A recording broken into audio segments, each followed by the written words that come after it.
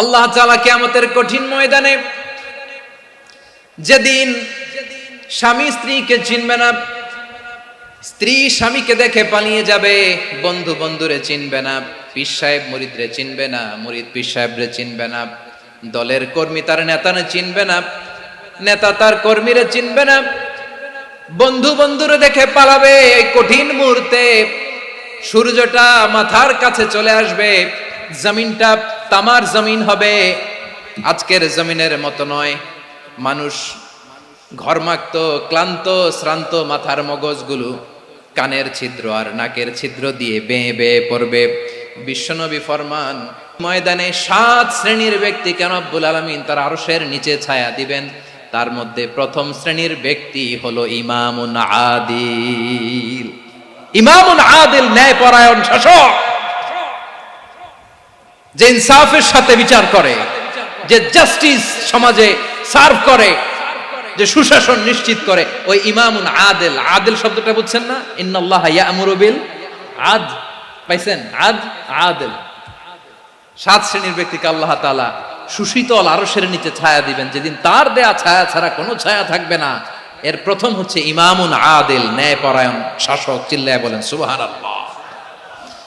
আবার বিশ্বনবী বললেন, ইন্নাল মুকসিতিনা ইনদাল্লাহি আলা মানাবিরা মিন নূর আন ইয়ামিনির রহমান। কিয়ামতের দিন যারা ন্যায়পরায়ণ হিসেবে আল্লাহর সামনে দাঁড়াবে, কিয়ামতের দিন রব্বুল আলামিন তার আরশের ডান দিকে ওই ন্যায়পরায়ণ লোকদের জন্য আরশের ডান দিকে একটা নূরের মিম্বারে তাদেরকে বসার সুযোগ করে দিবে। আল্লাহর আরশের ডান দিকে ন্যায়পরায়ণ লোকদের জন্য আল্লাহ তাআলা নূরের মিম্বার বানাবে। 4টেখানে কথা মনে করেছেন? আল আদাল, জাস্টিস। ইন্নাল্লাহা ইয়া'মুরু বিল আদল। আল্লাহ তাআলা এই আদালতের নির্দেশনা দেয়, সুবিচার, সুশাসন। প্রিয় ভাইয়েরা, এটা আমরা বাংলাদেশে চাই কি চাই না? এই যে অরাজকতা, এই যে অন্যায়, এই যে জুলুম, এই যে ইনকনসিস্টেন্সি, সমাজের অসঙ্গতির প্রধান কারণ জাস্টিস নাই, সুবিচার নাই, সুশাসন নাই। শেষবারের মতো আওয়াজ করে বলেন তো, আমরা বাংলাদেশে আদল চাই কি চাই না? তাহলে প্রথম নির্দেশনা শেষ। আল্লাহ তাআলা তোমাদেরকে আদলের আদেশ দেন। এরপরে আল্লাহ বললেন, আমি তোমাদেরকে ইহসানের আদেশ দেই। ইন্নাল্লাহা ইয়া'মুরু বিল আদলি ওয়াল ইহসান। আমি তোমাদেরকে যেমনি আদলের নির্দেশনা দেই, তেমনি ভাবে তোমাদেরকে ইহসানের নির্দেশনা দেই। ইহসান, আওয়াজ করে সবাই বলেন তো ইহসান। সবাই বলেননি, সবাই বললে এতটুকু আওয়াজ হবে আমি বিশ্বাস করি না। আওয়াজ করে বলুন আল ইহসান।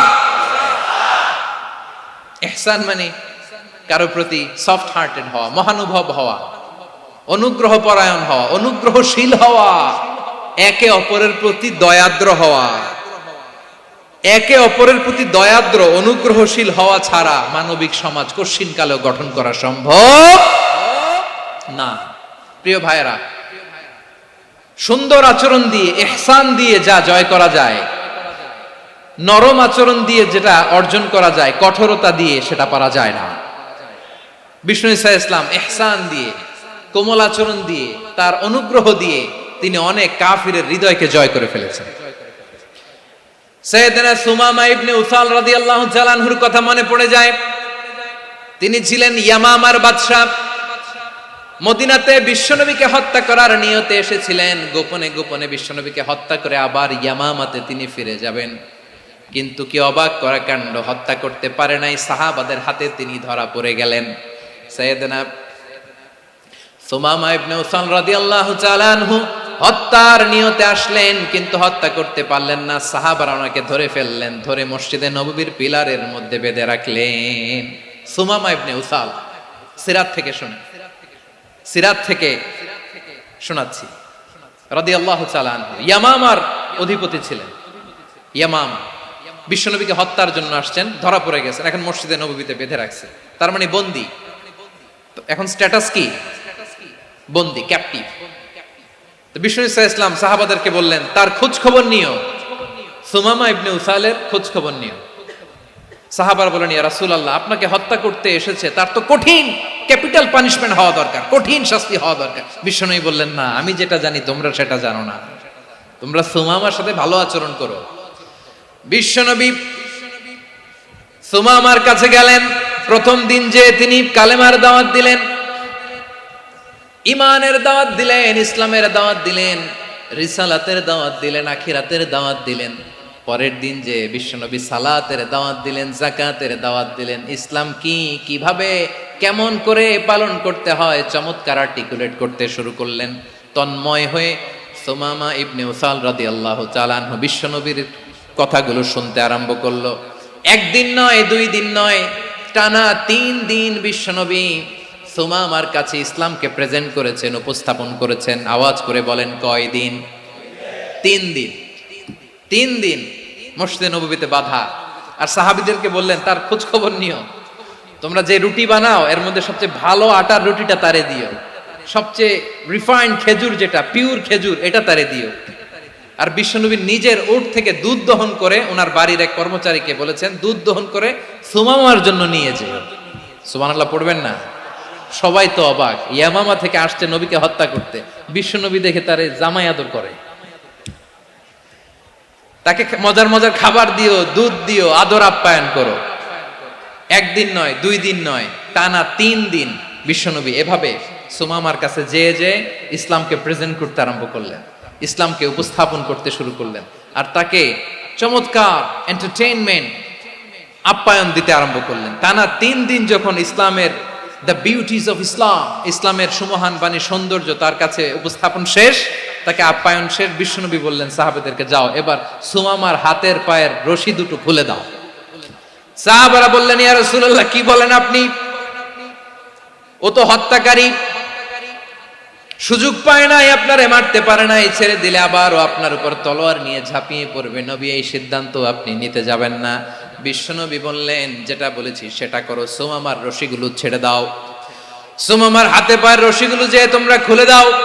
সাহাবারা তর্ক জুড়ে দিলেন, লা ইয়া রাসূলুল্লাহ, এমনটা করবেন না, তো ভয়ঙ্কর, ভয়ঙ্কর খুনি, কি জানি কি হয়ে যায়। বিশ্বনবী বললেন, না, তার হাতে পায়ের রশিগুলো খুলে দাও। সাহাবারা বিশ্বনবীর কথা মতো তার হাতে পায়ের রশিগুলো খুলে দিল। সুমামা মুহূর্তের মধ্যে মসজিদে নববী থেকে বের হয়ে ইয়ামামায় ফিরে না যে মসজিদে নববীর পাশে একটা খেজুর বাগান ছিল, সেখানে চলে গেলেন। সেখানে একটা ছোট্ট কুয়া ছিল, কুয়ার পানি দিয়ে তিনি গোসল করলেন। সুবহানাল্লাহ পড়েন।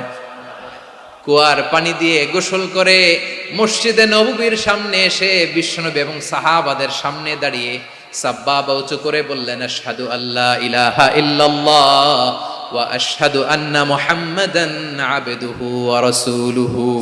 আল্লাহু আকবার। আমি সাক্ষ্য দিচ্ছি আল্লাহ ছাড়া কোনো ইলাহ নাই, আর মুহাম্মদ আল্লাহ তাআলার প্রেরিত বান্দা এবং রাসূল। প্রিয় ভাইয়েরা, ইহসান দিয়ে যা জয় করা যায়, কঠোরতা দিয়ে সেটা কঠিনকালেও জয় করা যায় না। আওয়াজ করে বলেন, ঠিক কি না? এবার সুমামা দাঁড়িয়ে বলে, ওগো নবী, আমি তো কালিমা পড়ে মুসলমান হয়ে গেলাম, এবার শোনেন, এই মুহূর্তের আগে আপনার চেহারার চাইতে নিকৃষ্ট কোনো চেহারা আমার কাছে ছিল না, কিন্তু শাহাদা পাঠ করার পরে আপনার চেহারার চাইতে উত্তম শ্রেষ্ঠ কোনো চেহারা আমার কাছে আর নাই। ও নবী, আজকের দিনের আগে ইসলাম ধর্মের চেয়ে নিকৃষ্ট অপছন্দনীয় কোনো ধর্ম আমার কাছে ছিল না, কিন্তু এই মুহূর্ত থেকে ইসলামের চেয়ে সেরা শ্রেষ্ঠ পছন্দনীয় কোনো ধর্ম আমার কাছে নাই। নবী গো, আজকের দিনের আগে মদিনার চাইতে অপছন্দনীয় নিকৃষ্ট কোনো শহর আমার কাছে ছিল না, কিন্তু এই মুহূর্তের পর থেকে মদিনার চাইতে কোনো শ্রেষ্ঠ শহর আমার জানা নাই। সে ছিল গমের বড় ডিলার, গম বেচত। কি বেচত? তার গম কিনে মক্কার লোকেরা রুটি খাইতো। সে ঘোষণা দিল, আজকে থেকে মক্কাবাসীদের জন্য সব গম আমি হারাম করে দিলাম, মক্কাবাসী এখন না খেয়ে মরে। সুবহানাল্লাহ পড়বেন না? মক্কাবাসী বিশ্বনবীর কাছে আসলেন, এসে বললেন, মুহাম্মদ, আমরা তো তোমার ভাই, তোমার চাচা, তোমার ভাতিজা, তোমার আত্মীয়, তুমি সুমামারে বলো সে যেন আবার গমের সাপ্লাই মক্কার জন্য অনুমতি দিয়ে দেয়। বিশ্বনবীর অনুমতি ক্রমে সুমামা আবার মক্কাতে গম পাঠাতে শুরু করলো। পড়েন সুবহানাল্লাহ। ইহসান, ইহসান দিয়ে আপনি যেটা জয় করতে পারবেন, you can win the heart of your enemies. ইহসান দিয়ে আপনি আপনার শত্রুর হৃদয়কে জয় করতে পারবেন। আওয়াজ করে বলেন, ঠিক কি না? এজন্য আল্লাহ বললেন, ওয়া আনফিকু ফি সাবিলিল্লাহি ওয়ালা তুলকু বিআইদিকুম ইলাত তাহলুকা ওয়া আহসিনু ইন্নাল্লাহা ইউহিব্বুল মুহসিনিন। তোমরা আল্লাহর রাস্তায় দান করবে আর নিজেরা নিজেদেরকে ধ্বংসের হাতে ঠেলে দিও না। তোমরা একে অপরের প্রতি ইহসান করবে, কারণ ইহসানকারীদেরকে আল্লাহ বড্ড ভালোবাসেন। সুবহানাল্লাহ পড়েন।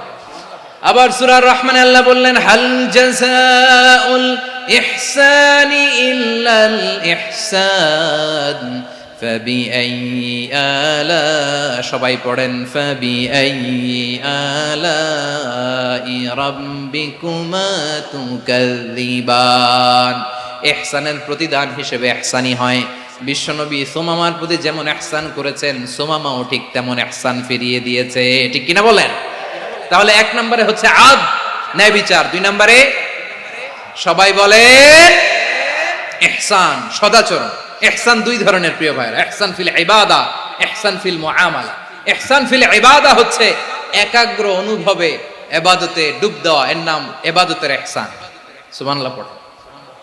বিশ্বনবী বলেন ইহসান মানে কি জানো নাকি?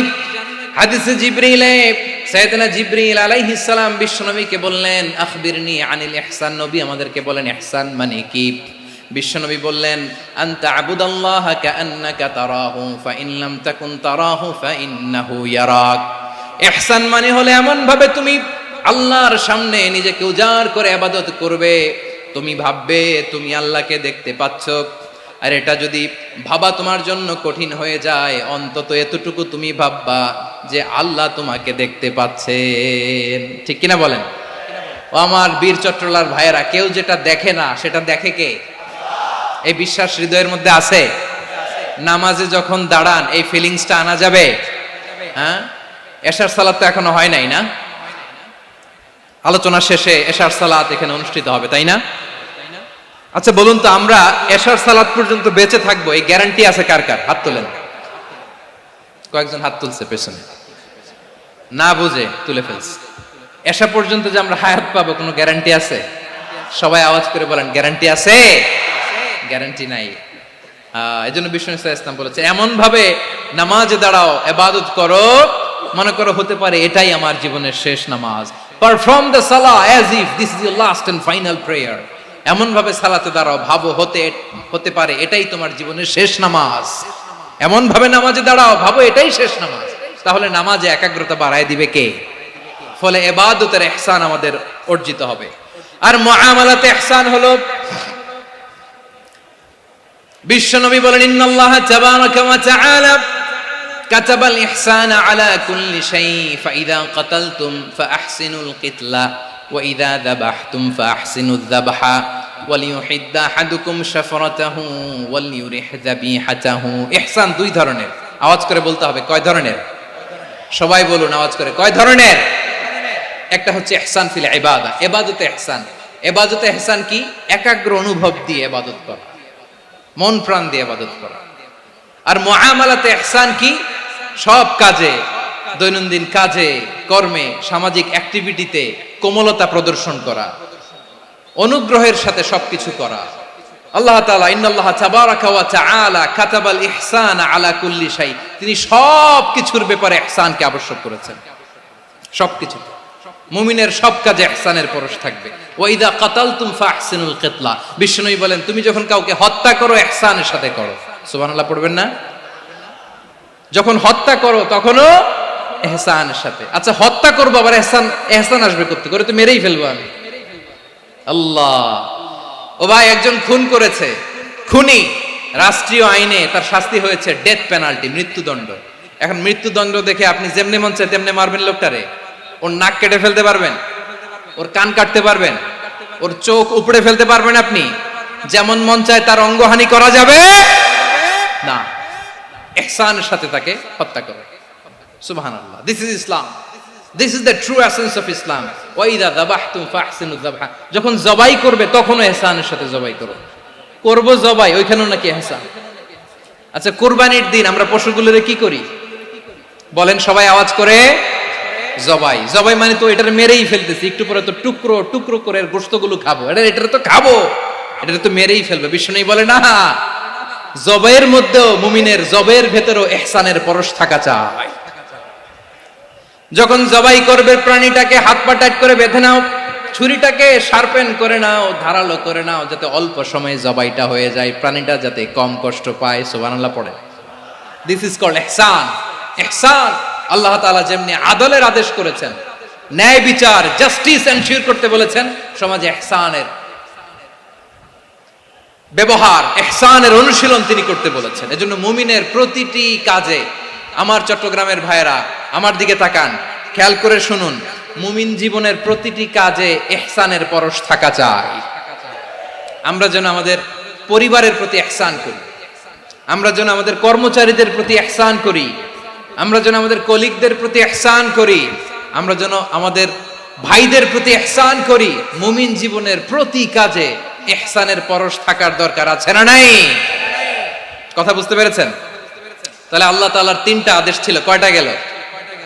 ভুলে গেছে, ভুলে গেছে চট্টগ্রাম। তিনটা আদেশের মধ্যে কয়টা বললাম? প্রথমে কি ছিল?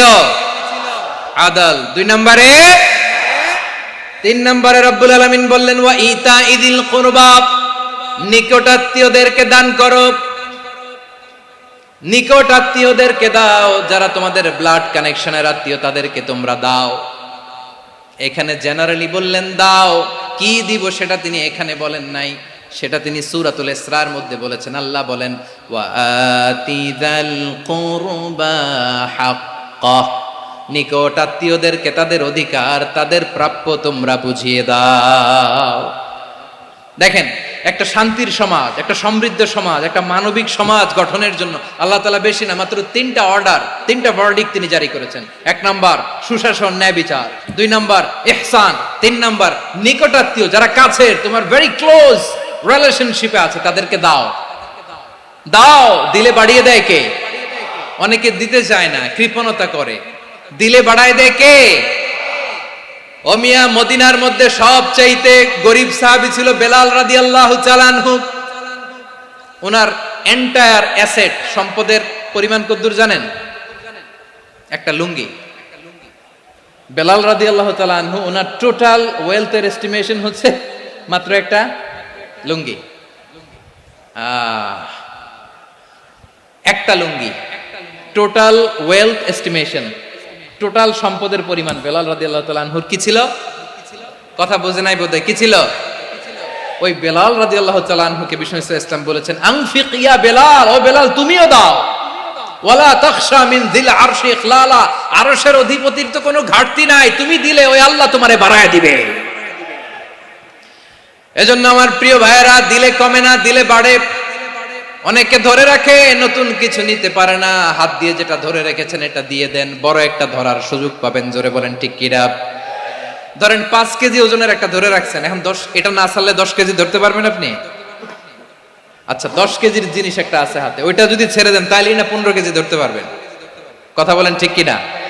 তাহলে দিলে বাড়িয়ে দেয় কে? রব্বুল আলামিন বললেন 3 নাম্বার আদেশ হলো তোমাদের প্রতি সমাজটারে কেমন করে মানবিক সমাজ, সুন্দর সমাজ গড়বা। 3 নাম্বার আদেশ হলো ওয়া আতিদাল কুরবা হাক্কা, নিকটাত্মীয়দেরকে তাদের প্রাপ্য বুঝিয়ে দাও। এই নিকটাত্মীয়দেরকে তাদের অধিকার বুঝিয়ে দেওয়া, প্রাপ্য বুঝিয়ে দেওয়াতে আমাদের গাফলতি আছে না নাই? চট্টগ্রামে নাই? মাশাআল্লাহ আছে, আছে। অনেকে দেখবেন অনেক আল্লাহওয়ালা তাহাজ্জুদ গুজার, সেজদা দিতে দিতে কপালে কালো দাগ ফেলে দিছে, সে তার বোনের হকটা আদায় করে নাই। আছে না নাই? হ্যাঁ, এখানেও আছে। সর্বনাশ। অনেক বড় হাজী সাহেব, বিশাল লম্বা দাড়ি, ছেলেরে সব দিয়ে দিছে, মেয়েরে কিছু দেয় নাই, মেয়ের হক আদায় করে নাই। আছে না নাই? এই হাজী সাহেবেরা, এই আল্লাহওয়ালারা কিয়ামতের ময়দানে আটকে যাবে। আপনি অন্যের অধিকার নষ্ট করেছেন, তাদের রাইটস কে ভায়োলেট করেছেন। এজন্য আল্লাহ তাআলা বলেন, কারো অধিকার যদি কেউ নষ্ট করে, ওই সমাজটা মানবিক সমাজ কঠিনকালেও হতে পারে না। এজন্য 3 নম্বর আল্লাহ বললেন ওয়া ইতাইদিল কুরবা, নিকটাত্মীয়দেরকে দাও। কি দিবা? তাদের অধিকার দিয়ে দাও, বোনের অধিকার বুঝিয়ে দাও, মেয়ের অধিকার বুঝিয়ে দাও, ফুফুর অধিকার বুঝিয়ে দাও। দেখবেন অনেক মায়েরা ছেলের পাতে মুরগির রান দেয়, মেয়ের পাতে দেয় মুরগির ঠ্যাং। এরকম আছে না নাই? ছেলেরা কি দেয় মুরগির, মেয়ের পাতে কি দেয়? তো মেয়ের কি মুরগির রান খেতে মনে চায় না? মনে চায় না? এমনটা করা যাবে না। নিকটাত্মীয়দেরকে অধিকার দিয়ে দাও, নিকটাত্মীয়ের সাথে সুসম্পর্ক রাখো। আদেশটা কার? এজন্য প্রিয় ভাইয়েরা, জীবনে যদি বারাকা অর্জন করতে চান, নিকটাত্মীয়দের সাথে সুসম্পর্ক রাখতে হবে, তাদের জন্য উপহার পাঠাতে হবে। বিশ্বনবী বলেন, লা ইয়াদখুলুল জান্নাতা কাতে, যে ব্যক্তি আত্মীয়তার সম্পর্ককে ছিন্ন করে দেয়, সে কশিন কালেও আল্লাহর জান্নাতে ঢুকবে না। আপনি কি এটারে সহজ হাদিস মনে করছেন? এটা সহজ কথা? আপনি ভাবছেন আপনার নামাজ আপনার বাঁচাতে পারবে, আপনার রোজা বাঁচাতে পারবে, আপনার তাহাজ্জুদ আপনারে বাঁচাতে পারবে? অধিকার নষ্ট করলে কিছুই আপনারে বাঁচাতে পারবে না। এজন্য নিকট আত্মীয়দেরকে দিতে হবে বেশি বেশি। বিশ্বনবী বলেন, ইন্না সাদাকাতা আলাল মিসকিনি সাদাকা ওয়া আলা যির রাহিমি ইসনাতান সাদাকাতুন ওয়া সিলা। মিসকিনরে দান করলে শুধু দানের সওয়াব হয়, নিকট আত্মীয়কে দান করলে দুইটার সওয়াব হয়, সাদাকার সওয়াব হয়, আবার আত্মীয়তার বন্ধন অটুট রাখার সওয়াব হয়ে যায়। আবার বিশ্বনবী বললেন, মান সাররাহু আইয়ুবসাতা লাহু ফি রিজকিহি ওয়া ইউনসা লাহু ফি আসারিহি ফালইয়াসিল রাহিমা। যে ব্যক্তি তার রিজিকের প্রশস্ততা চায় আর হায়াতে বরকত চায়, সে যেন তার আত্মীয়ের সাথে সুসম্পর্ক রাখে। আমার প্রিয় চট্টলার ভাইয়েরা, আমাদের রিজিক বাড়ুক, এটা আমরা চাই কি চাই না? সবাই চান? হ্যাঁ, আমাদের রিজিকে প্রশস্ততা আসুক, চাই কি চাই না? আমাদের হায়াতে বরকত আসুক, আমরা চাই কি চাই না? এই দুইটা যদি চান, তাহলে নিকট আত্মীয়দের সাথে সুসম্পর্ক রাখবেন, পারবেন? তাহলে সমাজটারে মানবিক সমাজ বানায় দিবে কে? তিনটা আদেশ চলে গেল। কয়টা? আওয়াজ করে বলেন। 1 নম্বরে কি ছিল? 2 নম্বরে, 3 নম্বরে নিকট আত্মীয়দেরকে দান। আপনাদেরকে আরো শোনার আগ্রহ আছে? আপনাদের মনোযোগ আছে না গেছে? কষ্ট হচ্ছে না? মাশাআল্লাহ, মাশাআল্লাহ। তাকবীর পড়ুন, লিল্লাহি তাকবীর।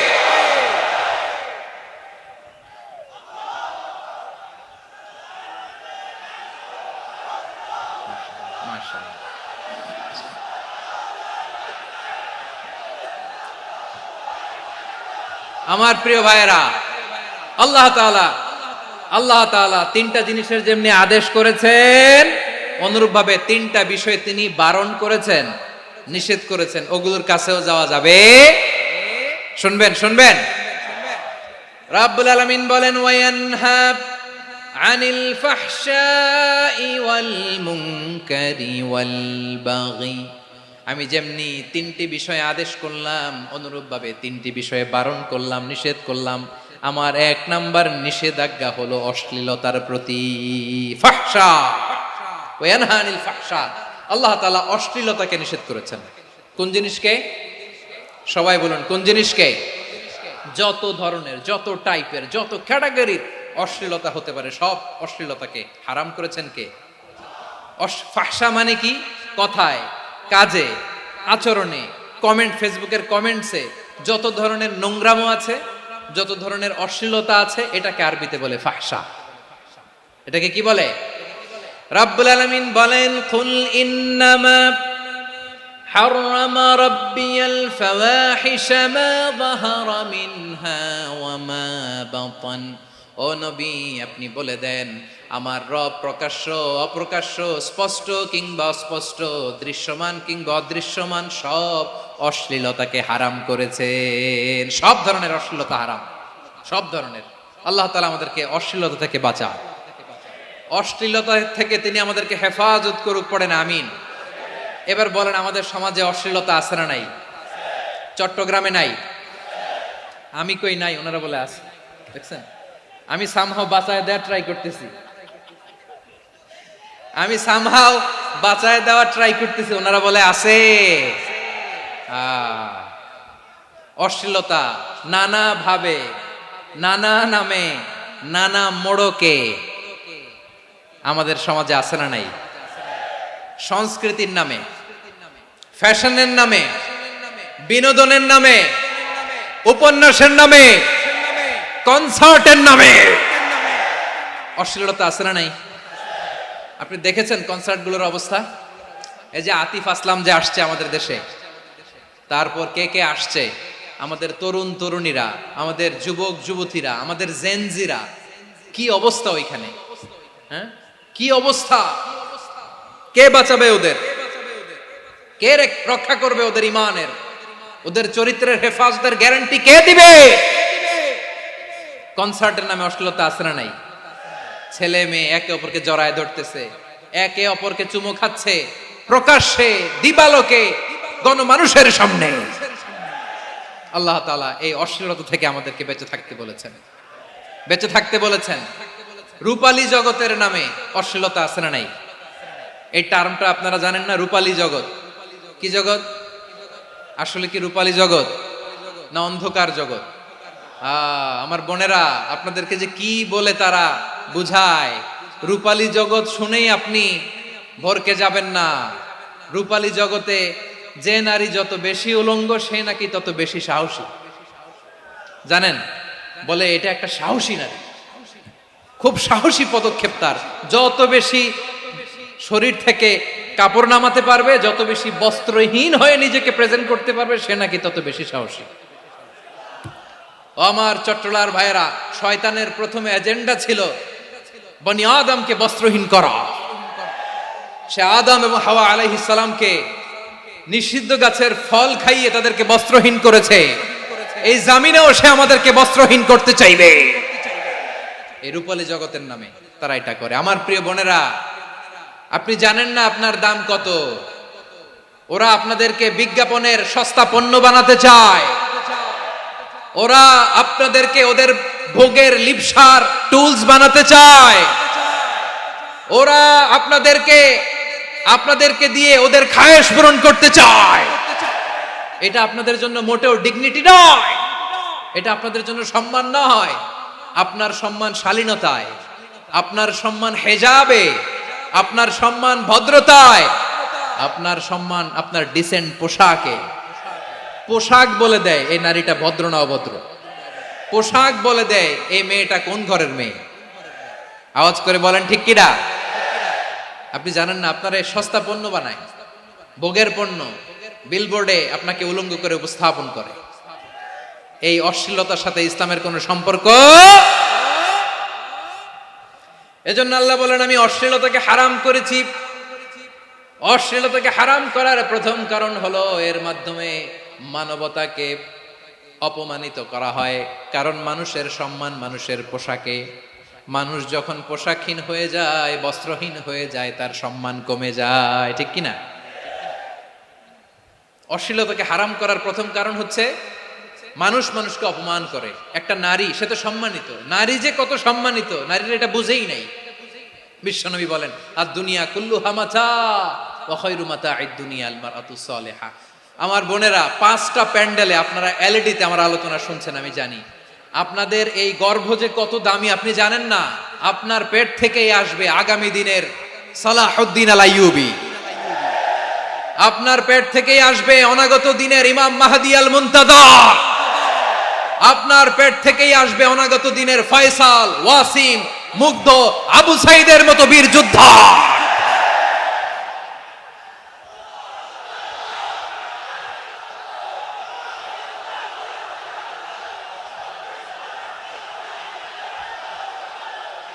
আমার প্রিয় বোনেরা, আমার প্রিয় বোনেরা, বিশ্বনবীর কথার ওজন খেয়াল করেন। আর দুনিয়া কুল্লুহা মাতা ওয়া খায়রু মাতা'আদ দুনিয়াল মারআতুস সালিহা। দুনিয়ার সবকিছুই অ্যাসেট, এর মধ্যে সবচেয়ে দামি অ্যাসেট নেককার নারী। আপনার গর্ভ যে কত দামি আপনি জানেন না। নিজের সময়টাকে কাজে লাগান, কোরআন পড়েন, সুন্নাহ পড়েন। আপনার অনেক দায়িত্ব ঘরে। You are the MD of your family. একটা family it's a very big institution. পরিবার একটা অনেক বড় প্রতিষ্ঠান। and you are the MD of your institution. আপনি এই পরিবারের MD, managing director of your family. এখানে আপনার কত দায়িত্ব। আপনি ছেলে মেয়েদেরকে তারবিয়া করবেন, আপনি আপনার স্বামীর জন্য ঘরটার জান্নাতের নীর বানাবেন, আপনার জন্য জান্নাতের ডুপ্লেক্স বাড়ি ওইখানে তৈরি করে রাখবে কে? আপনি যে কত দামি আপনি জানেন না। নারীদেরকে আল্লাহ বানিয়েছেন উচ্চতর করে, নিম্নতর নয়। নারীদেরকে ছোট্ট জিনিস দিলে এটারে বড় করে দেয়। নারীদেরকে ভ্রূণ দিলে, শুক্রাণু দিলে নারী এটারে বাচ্চা বাচ্চা হিসেবে উপহার দেয়, ঠিক কিনা? বিয়ের মাধ্যমে স্বামী যখন তার শুক্রাণু তার স্ত্রীকে উপহার দেয়, স্ত্রী রিটার্নে কি উপহার দেয়? ফুল ফর্ম বেবি, মানব সন্তান। দেখছেন, আপনি দিলেন একটু, কুনি দিছে বিশাল।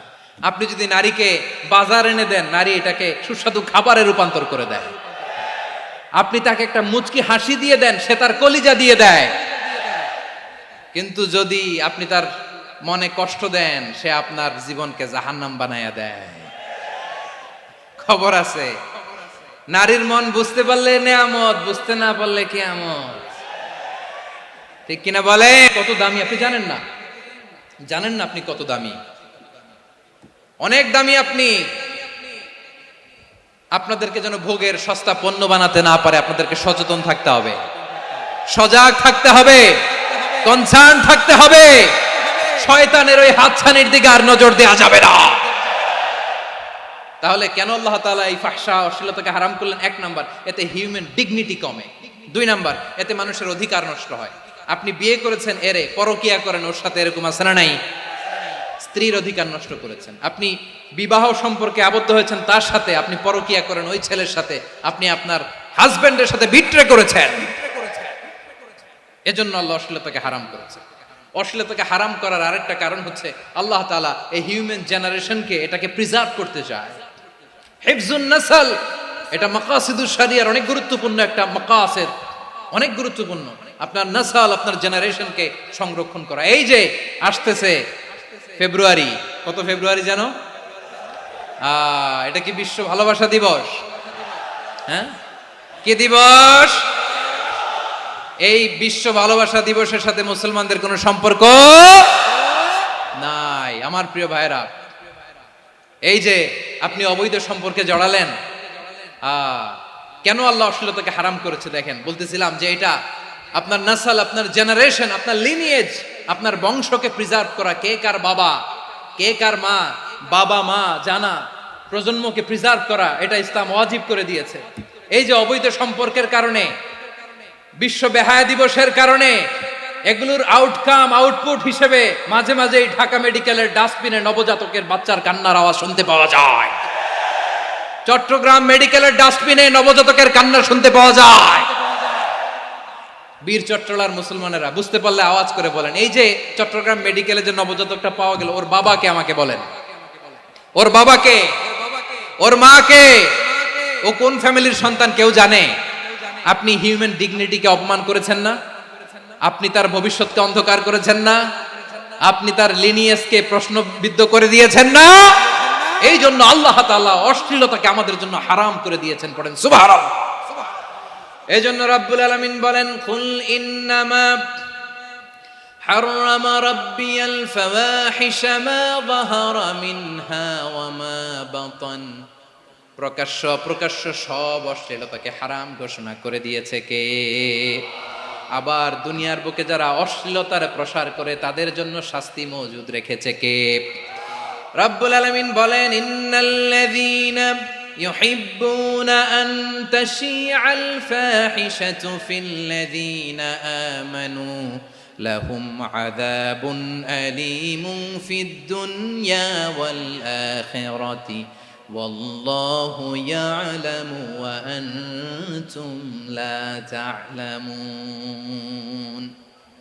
নিশ্চয়ই যারা বিশ্বাসীদের মাঝে অশ্লীলতার প্রচার প্রসার করতে চায় তাদের জন্য আমি মর্মন্তুদ শাস্তি প্রস্তুত করে রেখেছি, দুনিয়াতেও রেখেছি, আখিরাতেও রেখেছি। ঘোষণাটা কার? যারা এই নাটকের নামে, সিনেমার নামে, রূপালী জগতের নামে, মুভির নামে, ওটিটি প্ল্যাটফর্মের নামে আমার সমাজে অশ্লীলতা ছড়াতে চায়, তাদের জন্য কঠিন মর্মন্তুদ শাস্তি মজুদ রেখে দিয়েছে কে? ও আমার বোনেরা, এখনো আপনি জাগবেন না? এখনো আপনার চিন্তার দুয়ারে এখনো নাড়া পড়ে নাই? ওরা আপনাকে উলঙ্গ বানাতে চায়, ওরা আপনাকে আইটেম গার্ল বানাতে চায়। এজন্য ইসলাম অশ্লীলতাকে হারাম করেছে। হারাম। ইসলাম বলেছে যোজন যোজন দূরে থাকো, ওরা বলে না কাছে আসো, কাছে আসার গল্প, ক্লোজ আপ ওয়ান, কাছে আসার গল্প আছে না নাই? চট্টগ্রামে তো এগুলো নাই মাশাআল্লাহ। হ্যাঁ, এখানেও আছে ক্লোজ আপ ওয়ান, কাছে আসার গল্প। আল্লাহ বলেন ওয়ালা তাকরাবুজ জিনা, কাছেও এসো না, জিনা থেকে যোজন যোজন কিলো দূরে থাকো, ওরা বলে কাছে আসার গল্প। আমার বীর চট্টলার ভাইয়েরা, কাছে আসতে হলে আমরা কোরআনের কাছে আসব, কাছে আসতে হলে নবীর কাছে আসব, কাছে আসার গল্প হবে আমার রবের কাছে আসার গল্প। চিল্লায় বলো ঠিক কিনা?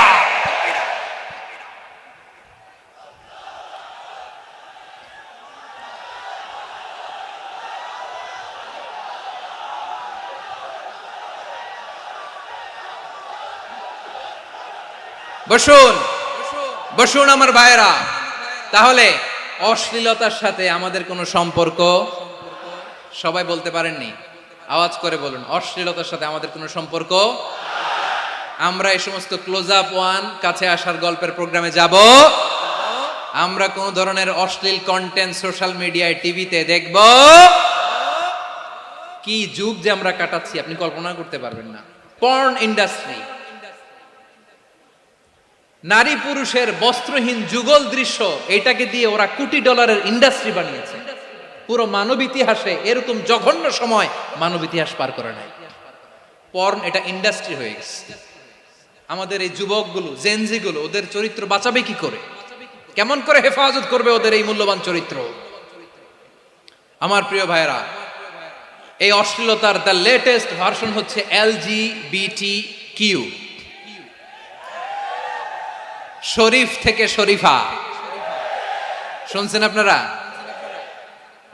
দেখতে পুরুষ, আসলেই পুরুষ, সুস্থ একজন পুরুষ, 4 সন্তানের বাবা, বলে আমি মনে মনে নারী।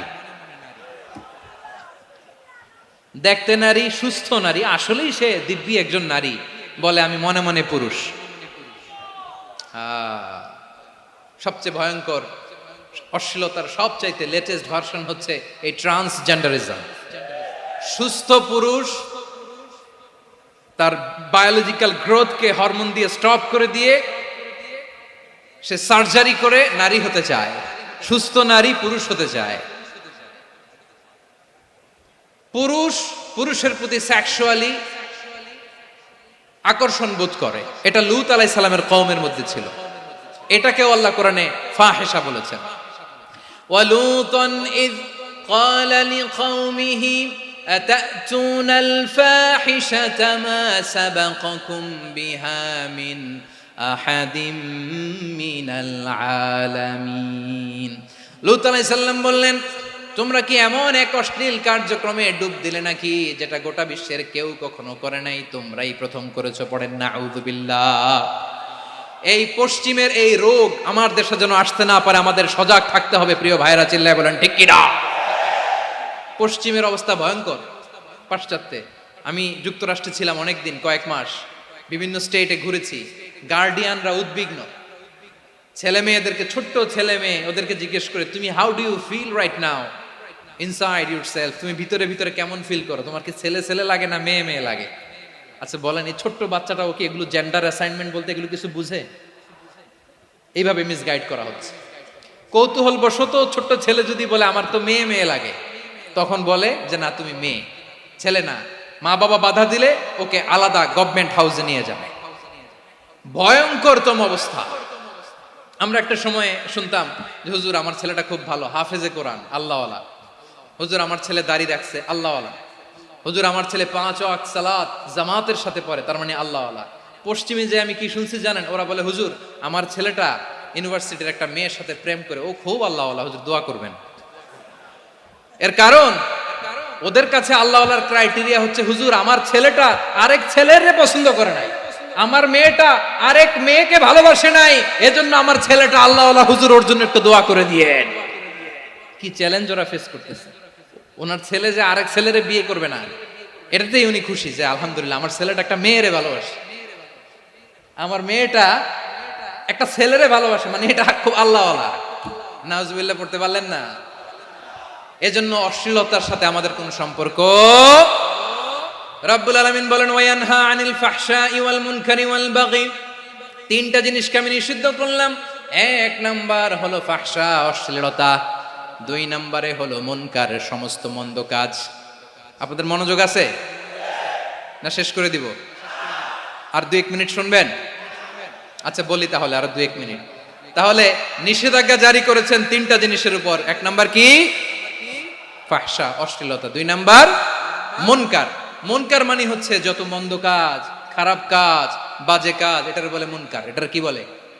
আপনারা পড়ছেন না, তা'মুরুনা বিল মা'রুফি ওয়া তানহাউনা আনিল মুনকার। ভালো কাজের আদেশ, সৎ কাজের আদেশ, অসৎ কাজের নিষেধ। মুনকার, মুনকার হচ্ছে মানুষের স্বাভাবিক বিবেকবোধ যেটাকে খারাপ বলে, ওইটাই মুনকার। পৃথিবীর সব আসমানি গ্রন্থ যেটাকে খারাপ বলেছে, মানুষের স্বাভাবিক বিবেকবোধ যেটাকে খারাপ বলেছে, এগুলো সব মুনকার। যেমন ইফটিজিং, এটা কি ভালো না খারাপ?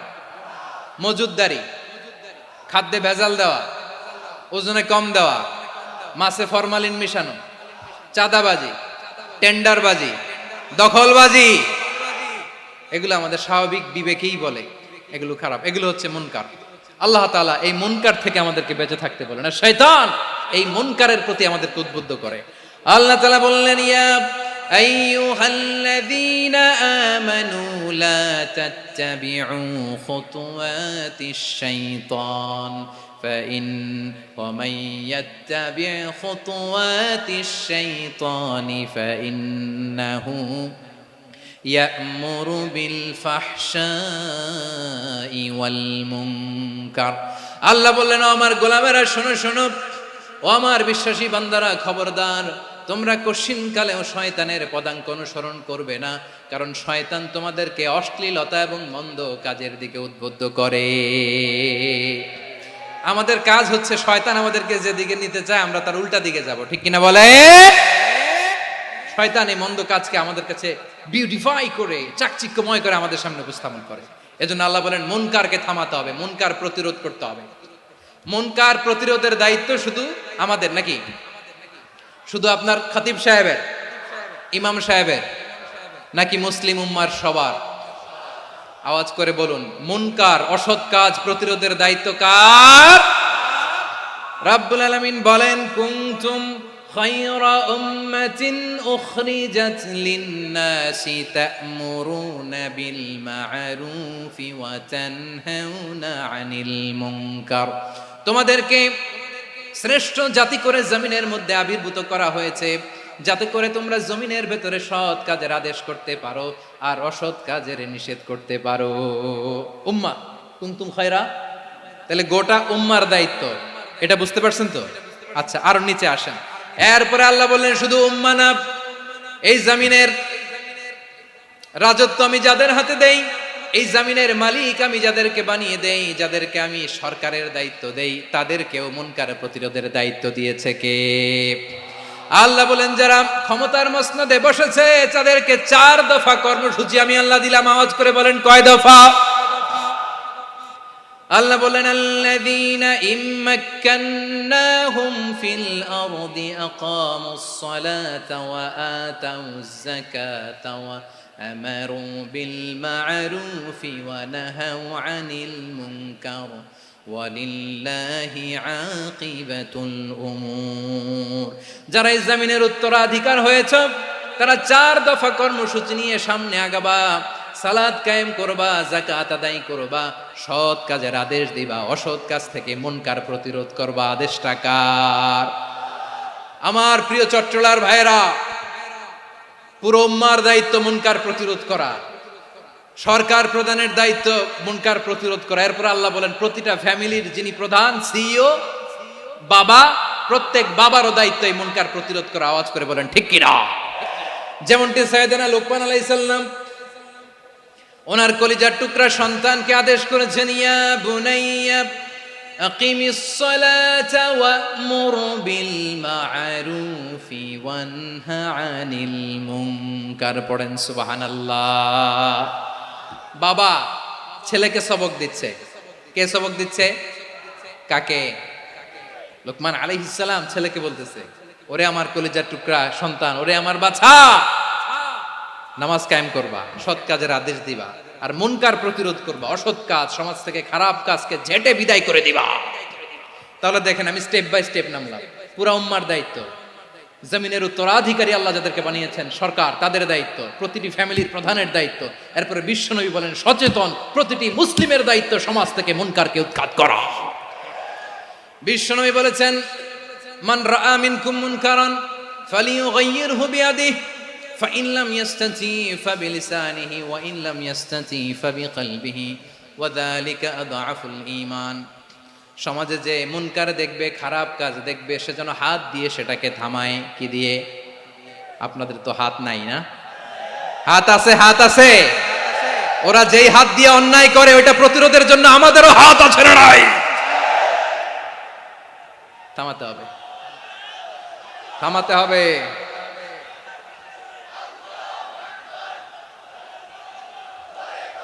বসুন আমার প্রিয় ভাইয়েরা, ওরা ওদের যে হাত দিয়ে টেন্ডারবাজি করে, চাঁদাবাজি করে, ইফটিজিং করে, দখলবাজি করে, যে হাত দিয়ে, ওই মুনকার থামায় দেওয়ার জন্য আল্লাহর দেয়া আমাদেরও দুটি হাত আছে না নাই? আমাদেরও হাত আছে। থামাইতে হবে, থামাইতে হবে, হিম্মত করতে হবে। আমার প্রিয় ভাইয়েরা, না থামালে আমরাই ডুববো শেষমেশ। আমাদের বাঁচার জন্য হলেও থামাইতে হবে। রব্বুল আলামিন বলেন ওয়াত্তাকু ফিতনাতাল লা তুসিবান্নাল্লাযীনা যালামু মিনকুম খাসসা। ও আমার গোলামেরা, ওই আযাবকে ভয় করো যে আযাব যখন আমি জমিনের বুকে পাঠাই শুধু জালেমদেরকেই মারি না, আলেমদেরকেও মারি।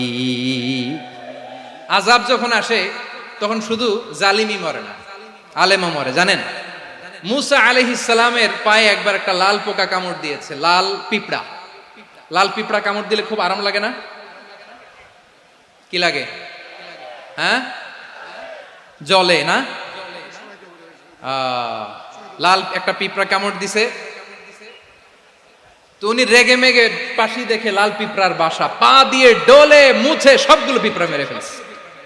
এই ঘটনাটা আল্লাহ ঘটিয়েছেন। এজন্য মুসা আলাইহিস সালাম ছিলেন কালিমুল্লাহ, সরাসরি আল্লাহর সাথে কথা বলতেন। তিনি আল্লাহকে জিজ্ঞেস করেছিলেন, আল্লাহ তুমি যখন কোনো জনপদে আযাব পাঠাও, শাস্তি দাও, ওখানকার শুধু জালেমরাই তো মরে না, ভালো মানুষগুলাও মরে, তো আযাব দিবা মুশরিকদের উপর দিবা, অবাধ্যদের উপর দিবা, ভালো মানুষগুলারে মারো কেন? আল্লাহ বললেন, মুসা তোমার যে কামড় দিছিল পায়ের মধ্যে পিঁপড়া, কয়টা পিঁপড়া? জোরে বলেন। একটা পিঁপড়া, তো সবগুলারে মারলা কেন? রেগে মেগে পুরো পিঁপড়ার বাসা ভেঙে মেসাকার করলা কেন?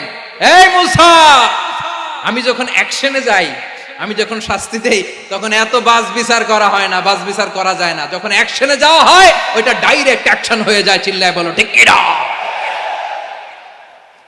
এজন্য আমাদের বাঁচার জন্য হলেও এই পাপ থামাতে হবে, এই শয়তানের অট্টহাসি থামাতে হবে, অন্যায় অপরাধ সমাজ থেকে আমাদের থামাতে হবে।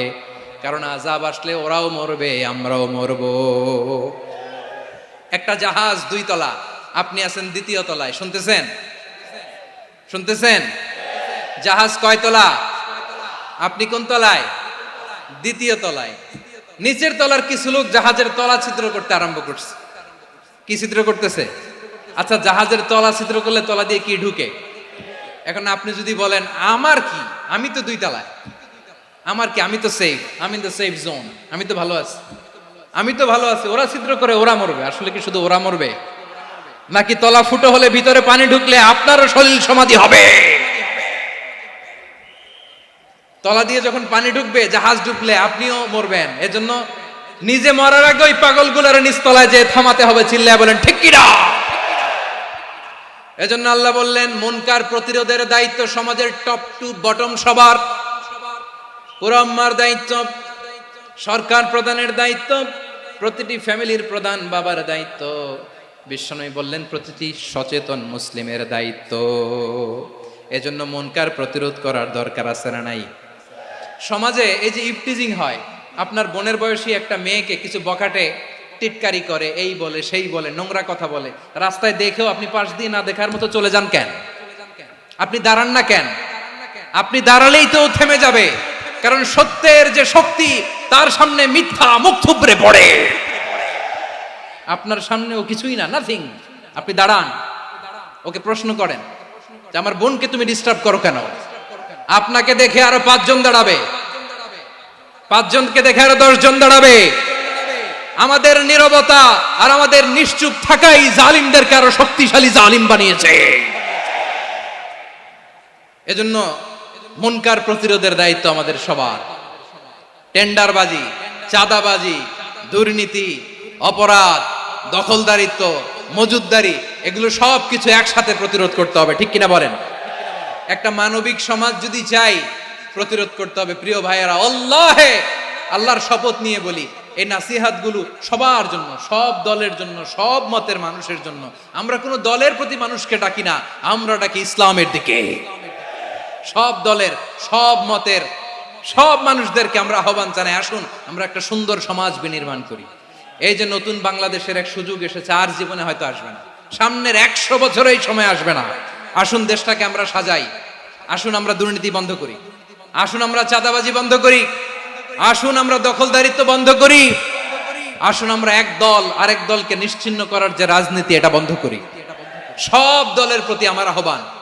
আমি কিছুদিন আগে একটা নিউজ দেখলাম, ওই যে লন্ডনে বসে জনাব তারেক রহমান সাহেবকে আমি ধন্যবাদ দিতে চাই। উনি সংবাদ শোনা মাত্রই ওনার দলের অনেক চাঁদাবাজকে উনি বহিষ্কার করেছে। I do appreciate. প্রতিটি দলের এরকম ইনিশিয়েটিভ নেওয়ার দরকার আছে না নাই? যে কোনো দলে এই প্র্যাকটিসটা থাকার দরকার আছে না নাই? চাঁদাবাজদের সাথে আপনারা নিজেদেরকে মুক্ত ঘোষণা করবেন যে এরা আমার দলের কর্মী হতে পারে না। আমরা চাঁদাবাজ মুক্ত বাংলাদেশ চাই, জুলুম মুক্ত বাংলাদেশ চাই, ফ্যাসিজম মুক্ত বাংলাদেশ চাই, গুণ খুন খারাপি মুক্ত বাংলাদেশ চাই। আমরা নতুন ভোরের বাংলাদেশ চাই। ওই বাংলাদেশ পাওয়ার জন্য মুনকার প্রতিরোধে, অন্যায় প্রতিরোধে যদি বাঘের বাচ্চার মতো, আবু সাইদের মতো 2 হাত উঁচু করে বুককে টান টান করে প্রসারিত করে দাঁড়াতে হয়, রাজি আছো মুসলমান? কারা কারা রাজি? আল্লাহকে হাত দেখিয়ে প্রতিজ্ঞা করো।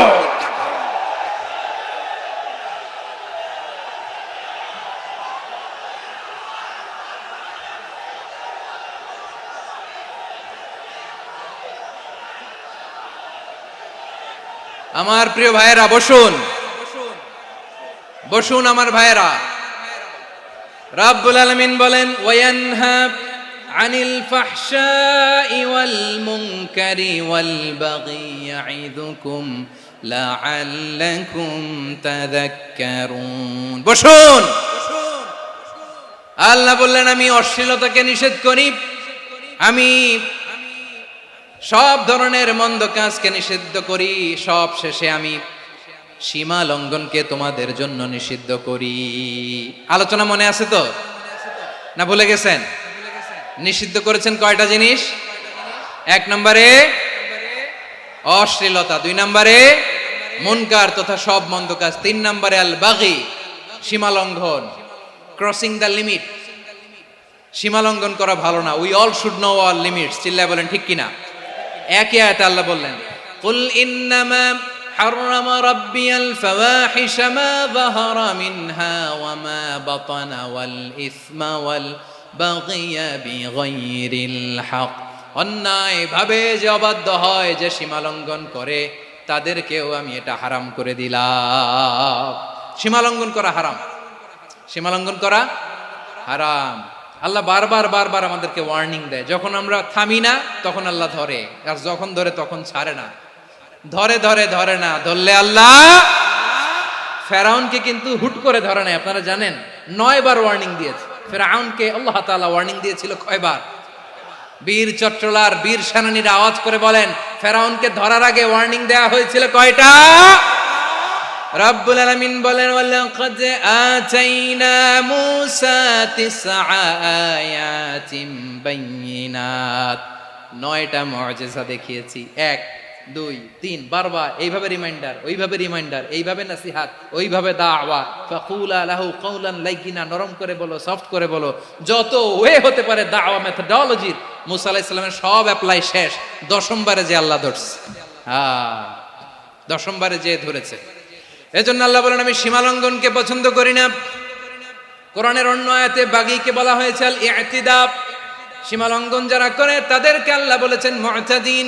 وقاتلوا في سبيل الله الذين يقاتلونكم ولا تعتدوا إن الله لا يحب المعتدين। আমি সীমা লঙ্ঘনকারীদেরকে কোশ্চিনকালেও পছন্দ করি না। আমরা যেন সীমা লঙ্ঘন না করি, রাজি আছেন তো? যে কোনো ক্ষেত্রে ইবাদতে যেন সীমা লঙ্ঘন না করি। অনেকে আমরা ইবাদতে সীমা লঙ্ঘন করে ফেলি। বিশ্বনবী সাল্লাল্লাহু আলাইহি ওয়াসাল্লাম যেটা শিখিয়েছেন এর বাইরে যে অতিরিক্ত বুজুর্গ হতে চায় এরকম আছে না নাই?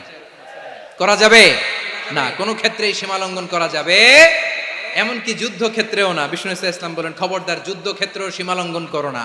কি সুন্দর ইসলাম আমরা পেয়েছি। বিশ্বনবী বলেন খবরদার যুদ্ধের ময়দানে কোনো নারীর গায়ে হাত তোলো না, কোনো শিশুর গায়ে হাত তোলো না, কোনো গবাদি পশু হত্যা করো না, কোনো শস্য ক্ষেত্র ধ্বংস করো না, ইবাদতরত অন্য ধর্মের কোনো সন্ন্যাসীর গায়ে হাত তোলো না। বলেন সুবহানাল্লাহ। তাহলে আমরা সীমা লঙ্ঘন করতে পারবো? প্রিয় ভাইরা, একটা সুখী সমৃদ্ধ শান্তির সমাজ, মানবিক সমাজ যদি আমরা গঠন করতে চাই, আমাদের আল্লাহর দেয়া কয়টা আদেশ মানতে হবে বলেন দেখি? সবাই বলেন কয়টা? আর বেঁচে থাকতে হবে কয়টা জিনিস থেকে? আওয়াজ করে বলেন কয়টা? আচ্ছা, আদেশ নাম্বার 1 কি ছিল বলেন? আল্লাহর আদেশ কি? 1 নাম্বার আদাল, ন্যায়পরায়ণতা। আমরা সুবিচার, সুশাসন, ন্যায় বিচার চাই কি চাই না? 2 নম্বরে কি ছিল? মাশাআল্লাহ, আওয়াজ করে বলেন 2 নম্বরে কি ছিল? ইহসান। আমরা যেন সবার প্রতি দয়া পরবশ হই, ইহসান করি। 3 নম্বরে কি ছিল?